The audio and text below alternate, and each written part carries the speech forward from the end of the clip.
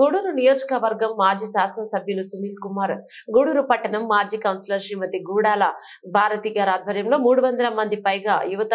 పట్టణ ముఖ్య నాయకుల అధ్యక్షతన పార్టీ కండువా కప్పి పార్టీలోకి ఆహ్వానించిన పాషం సునీల్ కుమార్, మాజీ శాసనసభ్యులు, నియోజకవర్గ ఇన్ఛార్జి సుబ్రహ్మణ్యం, లోకేష్, శివకుమార్, మురళి, సాయి తేజ, నాని, వెంకీ, మహేష్, హక్కీ, సన్నీ, ప్రసన్న కుమార్, సాయి తదితరులు కండువా కప్పి పార్టీలోకి ఆహ్వానించారు.